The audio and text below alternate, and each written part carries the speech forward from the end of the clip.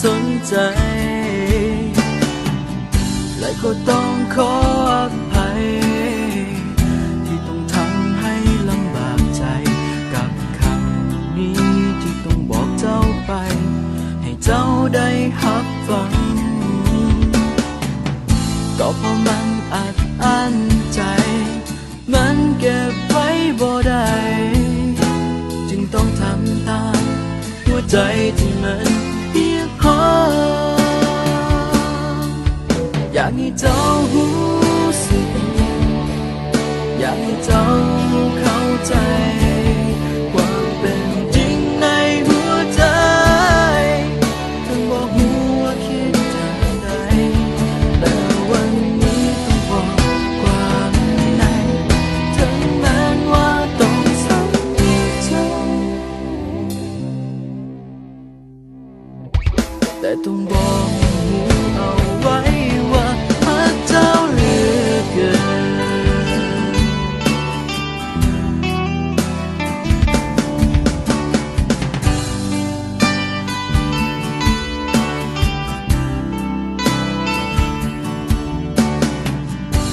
ก็ใจทรมา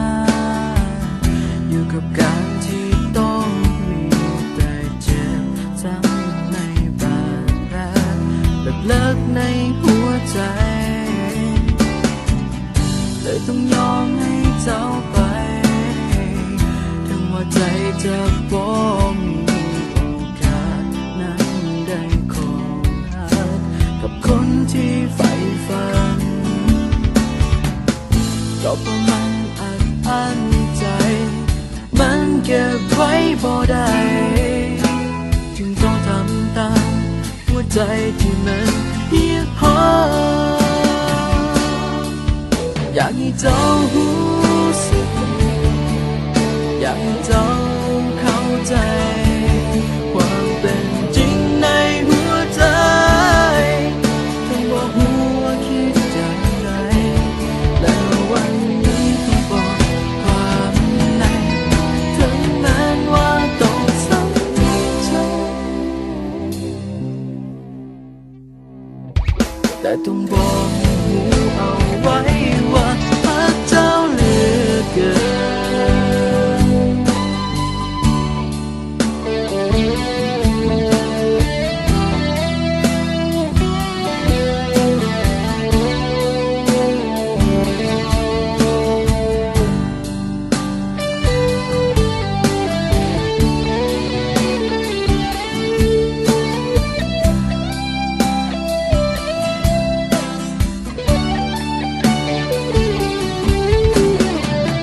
ก็เพราะมันอัดอั้นใจ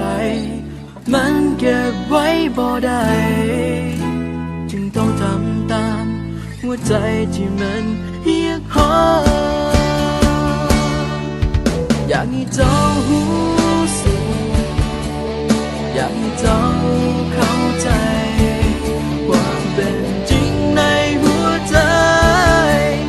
ถึงบอกหัวคิดจะได้แต่วันนี้ต้องบอกความในถึงแม้ว่าต้องซ้ำอีกเจ้าแต่ต้องบอกหูเอาไว้ว่ารักเจ้าเหลือเกินแต่ต้องบอกหูเอาไว้ว่ารักเจ้าคนเดียว